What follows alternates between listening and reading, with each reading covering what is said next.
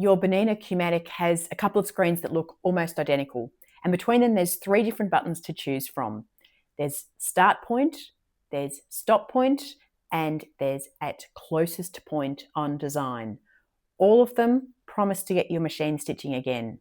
But which one is the right one to choose? I'm Lyndelle and I quilt customer quilts on my Bernina Q24 with Q-matic every single day and have done for 10 years. Make sure you subscribe because I'm going to be diving in much deeper to everything Q-matic over the coming weeks and months.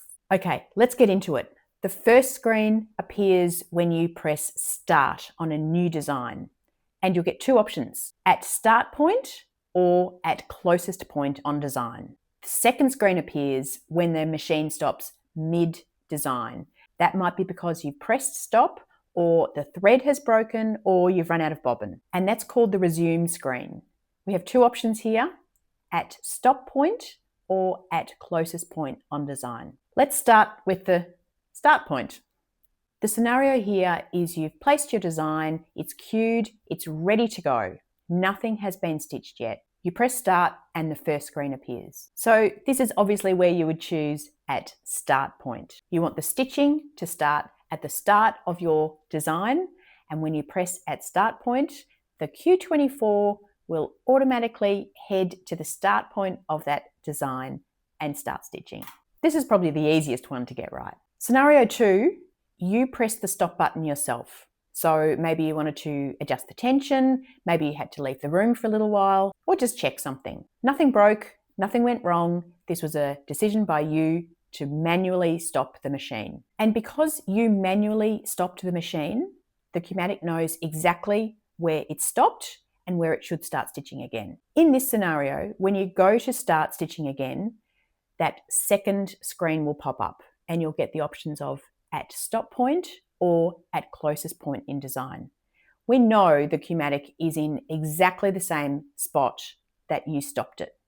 So here we can choose at the stop point. The machine picks up from the exact stitch where you paused it. So let's move on to scenario 3, which is the machine has stopped because you've had a thread break or the bobbin has run out or something else has gone wrong. Now you may or may not realize that when a thread breaks, the machine keeps stitching for a while. It can keep stitching for quite a while before the sensor senses that the bobbin has run out or your top thread is broken. The machine doesn't know exactly where the stitching stopped. So this time we have to tell the machine where to start.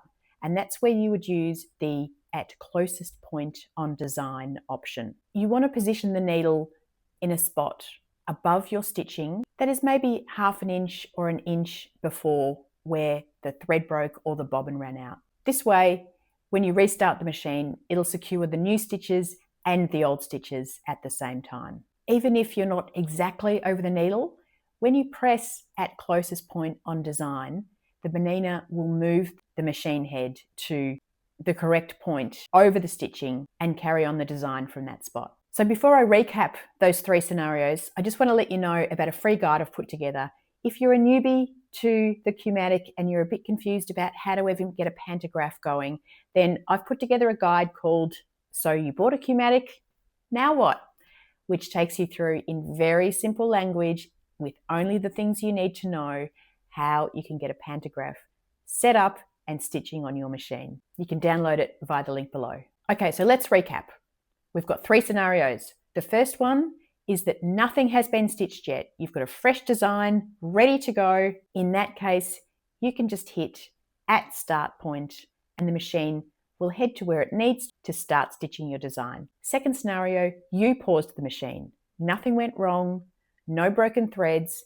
In that case, you can simply select at stop point. Third scenario, of course, is when there was a thread break or the bobbin ran out and the machine is more than likely to have kept stitching for a little while.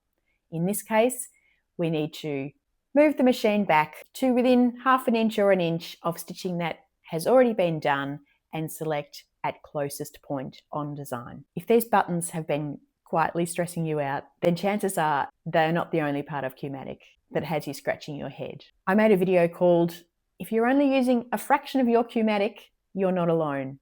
You can check that out here. In the meantime, hit subscribe and I'll see you next week with another video. Happy quilting.